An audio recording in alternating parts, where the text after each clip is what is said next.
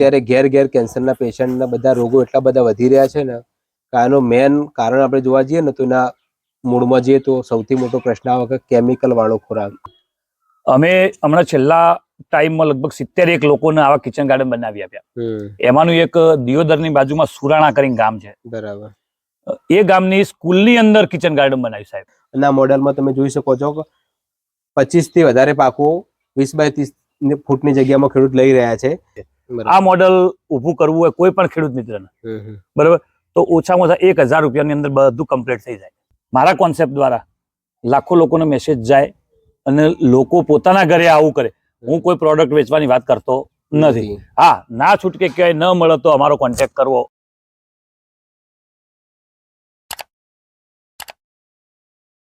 નમસ્કાર ખેડૂત મિત્રો, હું કિશનસિંહ, ખેતીવાડી નિષ્ણાંત. નવી બુદ્ધિ અને નવી પેઢીના ખેડૂત દ્વારા સંચાલિત ખેડૂત પ્રિય યુટ્યુબ ચેનલ દ્વારા આપણે એક એવા પ્રગતિશીલ ખેડૂતની મુલાકાતે આવે છીએ કે જેમને ઇન્ડિયામાં આ પહેલું મોડેલ બનાવેલું છે. અને આ મોડેલ કેવી રીતે કામ કરે છે, આ સંપૂર્ણ ઓર્ગેનિક મોડેલ છે. તો તેના વિશે આજની કૃષિ માહિતીમાં આપણે વિગતવાર ચર્ચા કરીશું. અને જો તમે આજની કૃષિ માહિતીમાં છેલ્લે સુધી જોડાઈ રહેજો તમને આ મોડેલ વિશે પૂરેપૂરો ખ્યાલ આવે. અને આ મોડેલમાં તમે જોઈ શકો છો કે 25 થી વધારે પાકો 20 બાય 30 ફૂટની જગ્યામાં ખેડૂત લઈ રહ્યા છે. તો આમાં કયા પાકો લઈ રહ્યા છે, ક્યાં આ મોડેલ પોસિબલ થઈ શકે, તે બધા ટોપિક વિશે આજની કૃષિ માહિતીમાં આપણે ચર્ચા કરીશું. તો તમે છેલ્લે સુધી જોડાઈ રહેજો. એટલે આપણે ખેડૂતનો પરિચય લઈએ. તમારો પરિચય આપો. હું હરેશ પટેલ, ઊંઝા તાલુકાના વિસોળ ગામનો વતની છું. તો હરેશભાઈ, તમે આ મોડેલ બનાવ્યું છે, તો આ મોડેલનો તમને પેલા વિચાર ક્યાંથી આવ્યો? મારે આવ્યું હોર્સ ફાર્મ હતું હારીએ, બરોબર, અને કોઈ કારણોસર બેબીના હોર્સમાં રસ વધારો હતો અને ભણવામાં 10માં ટકાવારી ઓછી ના આવે એ માટે મેં હોર્સ ટોટલ વેચી માર્યા, સેલ કરી લીધા.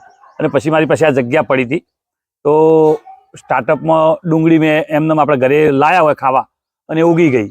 બરાબર. તો 25 નંગ ડુંગળી લગાવી અને ક્યારી કરીને પાણી આપ્યું. ડુંગળી સારી એવી ઘરે આખો 6 મહિના સુધી ડુંગળી બધી ખાવા થઈ અમારે.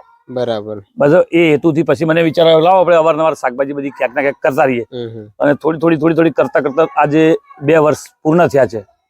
આજે 25 પ્રકારની શાકભાજી આ કિચન ગાર્ડન જે મોડેલ અમારું છે એની અંદર તમે તમારા યુટ્યુબ માધ્યમથી અથવા તમારી જે ચેનલ હોય ફેસબુક ઇન્સ્ટા મારફતે લોકોને સમજાવો અને બતાવો કે ભાઈ અમારી જગ્યા 30 બાય 20 છે મારી. હાલ આપણે આજે જગ્યા પર બેઠા છે. બરાબર. અને અવારનવાર મેળાઓમાં પણ હું જતો હોઉં છું. ત્યારે મને વિચાર આવ્યો કે સાહેબ શ્રી આપણને મોદી સાહેબ વારંવાર આપણને કહેતા હોય છે કે આત્મનિર્ભર ભારત, આત્મનિર્ભર ભારત. બરાબર. તો એ આત્મનિર્ભર ભારત કેવી રીતે થાય? તો એ મને વિચાર આવ્યો કે લાવો હું આ શાકભાજી જો 12 મહિના ચાલે એટલું હું પેદા કરી શકતો હોય મારા ઘરે, બરાબર, તો લોકો પણ કરી શકે. ઓકે. પોતે પોતાની આવી જગ્યા હોય તો જગ્યામાં પણ થાય, બાલ્કનીઓમાં શહેરમાં બને, ટેરેસ ઉપર પણ થાય. ખાલી એ પાર્ટીને એમાં થોડો રસ હોવો જોઈએ. પહેલો જ પ્રશ્ન, આખો જવાબ, આખા કોન્સેપ્ટનો એક જ વાત છે કે એને પોતે રસ હોવો જોઈએ. બરાબર. એટલે અમે આ એક પોસ્ટર બનાવ્યું છે આત્મનિર્ભર ભારત, અને 20 બાય 30 ની જગ્યામાં 20 બાય 30 ફૂટ, આ 20 બાય 30 ફૂટ છે. ટપક પદ્ધતિથી પોતાના ઘરે જ શાકભાજી વાવો. આ જગ્યા આખો મોડેલ અમે બતાવેલું છે, તો આપ શ્રી નિહાળી રહ્યા છો. બરાબર. ઓકે. તો તમારું આ જે મોડેલ 20 બાય 30 ફૂટનું છે એમાં તમે અત્યારે તમારા પોતાના ફાર્મ પર અથવા પોતાના મોડેલમાં કેટલા પાકો લીધેલા છે, કયા કયા પાકો લીધેલા છે, આમાં કેટલો ખર્ચો થાય છે, એ વિગતવાર અમારા દર્શક મિત્રોને સમજાવો. રાઈટ. વાત તમે સાચી કરી કે કેટલા પાકો. તો હાલ 25 પાક અહીંયા લાઈવ છે. બરાબર. ટોટલ 30-32 પાક આપણે આવે. એમાં હળદર પણ આવી ગઈ અને કેવું હોય તો આપણે આદુ પણ એમાં આવી ગયું. બધા જ અમારી કોશિશ ચાલુ છે. સક્કરિયા પણ અમે અહીંયાથી અમારી જગ્યા ઉપરથી લીધા અને બટાકા પણ 6 કિલોના 6 બટાકાના 6 કિલો લીધા અહીંયા આ જગ્યા ઉપરથી. અને તમારા જેવા માણસો આવી અને અમને પણ કંઈક ના કંઈક નવી નવી એક્ટિવિટીઓ શીખવાડતા હોય છે. બરાબર. એ મારફતે કોઈ ડાયરેક્ટ વિચાર મારો નથી. લોકો અવારનવાર માણસો મળ્યા અને દરેકની માહિતી ભેગી કરી અને આ ઊભું કર્યું છે. હવે આ જે કિચન ગાર્ડન મેં ઊભું કર્યું છે એ 6 થી 7 લોકોની ફેમિલી હોય ત્યાં સુધી ઇનફ છે. બરાબર. બરાબર. પછી જેવી જેની જગ્યા અને જેવી જેની કયા પાકોની અંદર રિક્વાયરમેન્ટ છે, આ મોડેલ ઊભું કરવું હોય કોઈ પણ ખેડૂત મિત્રને, બરાબર, તો ઓછામાં ઓછા 1000 રૂપિયાની અંદર બધું કમ્પ્લીટ થઈ જાય. 1000 રૂપિયાની અંદર એને એના ઘરે પોતે પાણીની ડ્રીપ પણ મળી જાય, આવી ચકલીઓનો પણ ઉપયોગ કરવાનો હોય છે બરાબર. અને બધી જ વસ્તુ જે તે લાઈનોમાં મૂકવાની. એટલે 1000 રૂપિયા ખર્ચાને ગણીને ચાલવાનું. 20 બાય 30 ફૂટનું. 20 બાય 30 નો. બરાબર. અત્યારે આપણા કયા કયા પાકોમાં વાયેલા છે, થોડા ખેડૂતોને સમજાવો. કયા રાઈટ. હવે જેમ ઉનાળો સામે આવે એટલે કોઈને પણ પૂછીએ કે કઈ શાકભાજી વધારે ભાવશે, તો 3 શાકભાજીનો મુખ્ય નામ હોય કે ભીંડા, ગવાર અને ચોળી. બરાબર. જે આપ નિહાળી રહ્યા છો, ભીંડા અમારા જુઓ ઉગીને તૈયાર થઈ ગયા છે. બરાબર. બરોબર. 15 નંગ ભીંડા છે, રોજ 15 પીસ મળે. બરાબર. બરાબર. રોજ આપણે ખાવાના નથી. રોજ ખાવાના નથી. આ અમારી આ ગવાર છે, ગવાર પણ 10 પીસ તૈયાર થયા છે. બરાબર. 2-3 નથી પણ ઉગ્યા, પણ એને ઉગાડવાની કોશિશ ચાલુ જ છે. બરાબર. ત્યાં ચોળી છે. બરોબર. ટામેટા પણ નવા લગાવી દીધા છે. બરાબર. એટલે સમય અંતરે વાવેતર કરતું રહેવું પડે. બરાબર. અને અવેરનેસ ટૂંકમાં લોકોને પૂછવાનું હોય કે કયા સમય, અને અત્યારે ખેડૂત મિત્ર હોય તેને ખબર જોઈએ કે કઈ સિઝનમાં કયો પાક આવે.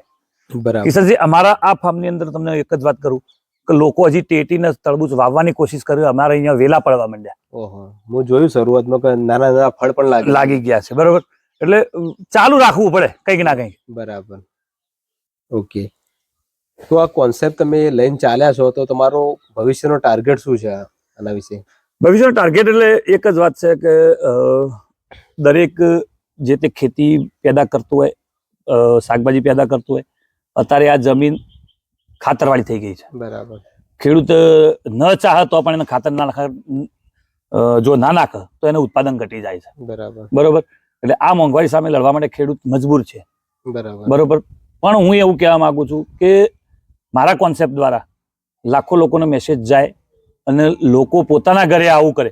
હું કોઈ પ્રોડક્ટ વેચવાની વાત કરતો નથી. હા, ના છૂટકે ક્યાંય ન મળે તો અમારો કોન્ટેક્ટ કરવો. ત્યારે ઘેર કેન્સરના પેશન્ટના બધા રોગો એટલા બધા વધી રહ્યા છે ને, આનો મેન કારણ આપણે જોવા જઈએ ને તો એના મૂળમાં જઈએ તો સૌથી મોટો પ્રશ્ન આવે કે કેમિકલ વાળો ખોરાક. 100%. એમાં પણ શાકભાજી મેન આમાં ભાગ ભજવે. હા, 100%. શાકભાજી અને ખાવાની જ હોય એટલે શું. તો મારું તો એક દરેક ખેડૂત મિત્રો અથવા જે સિટીમાં રહેતા લોકોનો પણ એક વિનંતી છે કે તમે તમારા ટેરેસ ગાર્ડન ઉપર તમારા ઘરની નજીક જગ્યા પડી હોય ત્યાં તમે આવું 20 બાય 30 નું મોડલ એક ઊભું કરો, અને આપણે જે શાકભાજી જોઈતું હોય એ આપણને આપણા ઘરેથી જ મળી રહે, અને એ પણ પ્યોર પ્રાકૃતિક. રાઈટ વાત છે તમારી. અને તમારા કોઈ ખેડૂતોને સંદેશો શું આપશો તમે? સંદેશામાં તો એ વાત એવી છે કિશનજી કે પહેલી જ વાત તમે જે કરી કેન્સરની, એ આજે ઘણા સ્ટેટની અંદર તો કેન્સર નામની ટ્રેન્ડ પણ ચાલે છે. ઓકે. બરોબર. તો સમજો એ કેટલી હદે કેન્સર વધી ગયું છે. હા. હવે તમે વાત કરી ખેડૂતોનો સંદેશ, તો સંદેશમાં મારે એક વાત એ પણ કહેવી છે કે અમારે તો અવારનવાર માહિતી દ્વારા દવા વગરનું ખાવાનું અમે વારંવાર કહેતા હોઈએ છીએ. બરાબર. અમે હમણાં છેલ્લા ટાઈમમાં લગભગ 71 લોકોને આવા કિચન ગાર્ડન બનાવી આપ્યા. એમાંનું એક દિયોદરની બાજુમાં સુરાણા કરીને ગામ છે. બરાબર. એ ગામની સ્કૂલની અંદર કિચન ગાર્ડન બનાવ્યું સાહેબ. બરાબર. સ્કૂલમાં જે મધ્યાહન ભોજન થાય એમાં આપણા કિચન ગાર્ડન માંથી વેજીટેબલ ઉત્પન્ન થાય, અને એ શાકભાજીનો એમાં ઉપયોગ કરવા માટે તો રાજુભાઈ ટેવી કરીને પ્રિન્સિપાલ છે, એમને રસ લીધો. અને તેઓ 26મી જાન્યુઆરીએ નાયબ મામલતદાર દિયોદરના દવે સાહેબ, આખું નામ હું હાલ મને ભૂલી ગયો છું, મારા યુટ્યુબ ચેનલમાં છે એમનું નામ, એમને પણ અમારા કિચન ગાર્ડનની માહિતી લીધી અને અમને ધન્યવાદ આપ્યા. અને સાથે સાથે એ ગામની સ્કૂલમાં એક એવો નિયમ છે બરાબર કે માર્કેટમાં મળતા જે આપણે 5 રૂપિયા પડીકા અત્યારે મળે છે દરેક દુકાને, બરાબર મળે છે, એ લઈ અને કોઈ બાળકે અંદર એન્ટ્રી જ નથી. પહેલો તો પ્રશ્ન એ છે. બહુ સરસ કહેવાય. અને એમની એ રાજુભાઈની એવી જાગૃતિ ગામમાં ફેલાવાની ગણતરી છે કે આખા ગામમાં દરેકના ઘેર કિચન ગાર્ડન હોય. એ માટે એમની સ્કૂલમાં પણ મેં એ કિચન ગાર્ડનમાં અમે કોઈ 1 રૂપિયો લીધો નથી. બરાબર. એમની તૈયારીથી જે ખર્ચ થાય, પણ અમે કીધું જો તમે આવી જાગૃતિ લાવવા માંગતા હોય તો અમે કંઈક થોડો એમાં ભોગ આપીએ. બરોબર.